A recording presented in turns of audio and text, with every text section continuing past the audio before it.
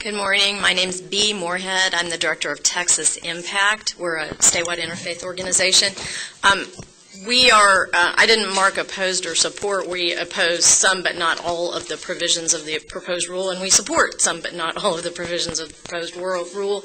We appreciate the opportunity to offer comments on these draft rules. We believe that the proposed rules include provisions that are intended to improve the quality of information available to consumers regarding health insurance.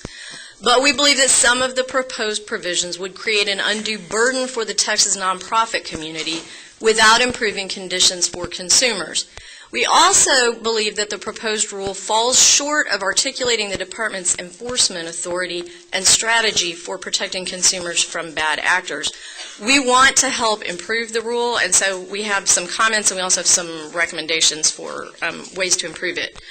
First, we understand that the proposed rule is intended to exempt volunteers who are participating in the Texas Health and Human Services Commission's Community Partner Program because the rule exempts individuals who are regulated by another state agency already. We support that provision, and we also support the provision that would exempt certified application counselors.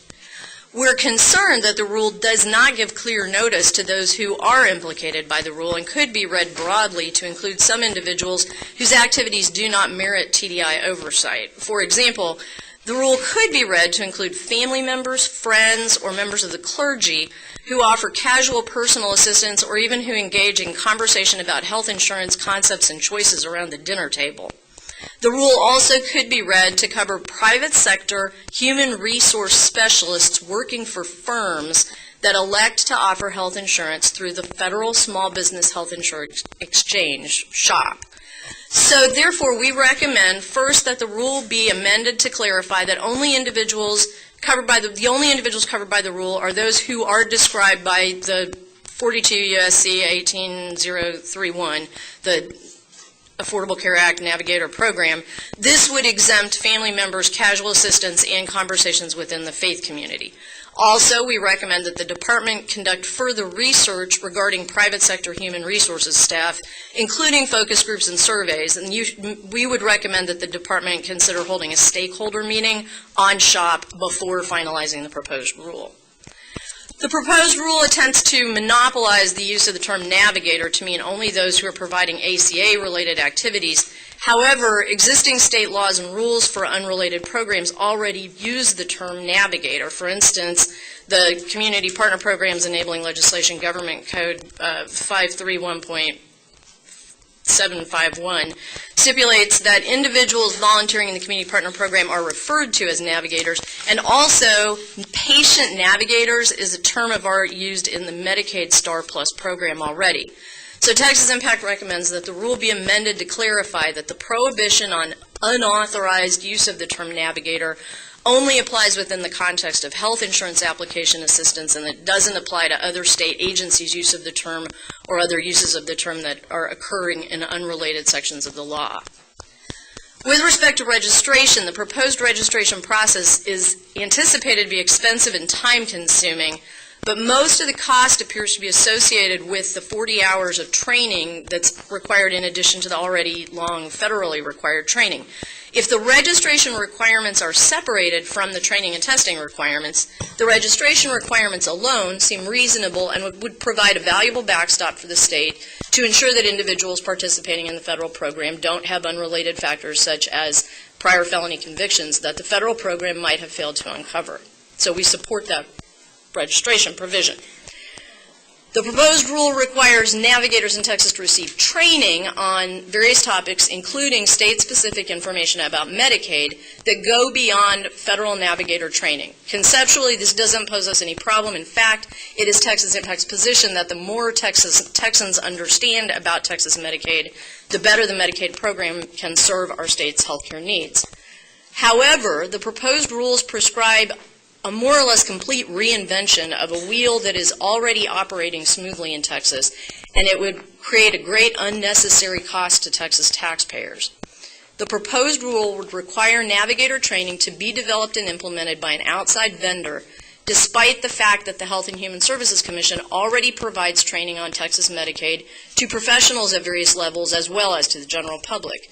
This training has already been developed at state expense, and it's now provided by HHSC at no charge.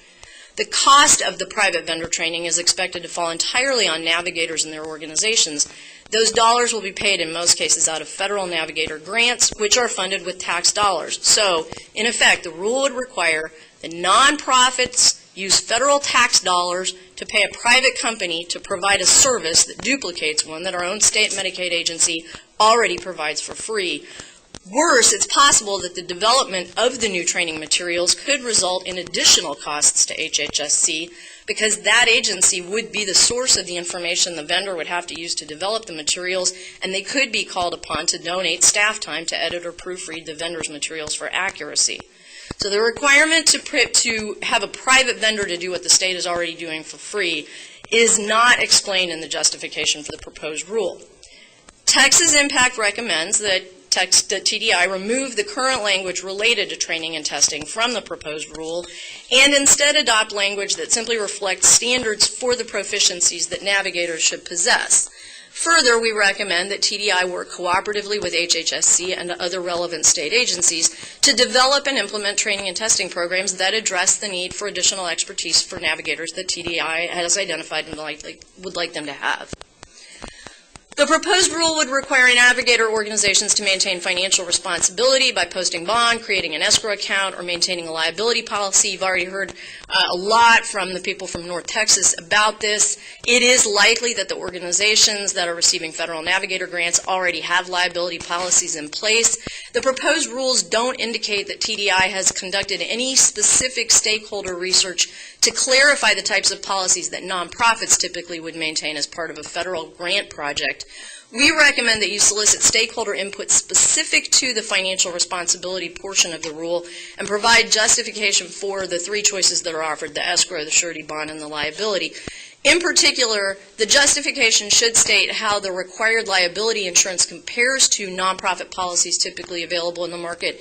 And we recommend that TDI consider the role that board liability insurance plays in nonprofit financial responsibility models, because that's not something that's the same for a for-profit model.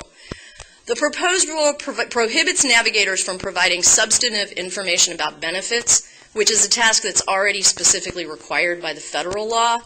The proposed rule could infringe on religious freedom in this way by constraining the faith community's ability to discuss specific types of insurance coverage, such as coverage for reproductive health services, with congregants. So we recommend that the rule be amended to delete the prohibition against navigators providing substantive information about benefits, both to prevent a conflict with federal law and to prevent a conflict relating to religious freedom.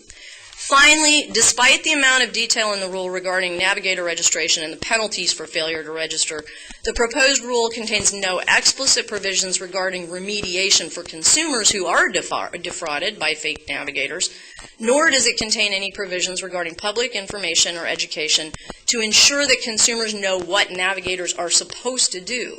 And finally, the proposed rule doesn't have any due process provisions for individuals or groups who are accused of violating the rule, despite the fact that a false accusation could lead to loss of federal funding to the entity. So our final recommendation is that the rule be amended to provide due process for navigator individuals and entities who are accused of administrative violations under the rule.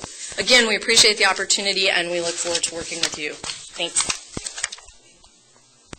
Thanks, Bea. I appreciate it. Okay, next up is Charles Bailey.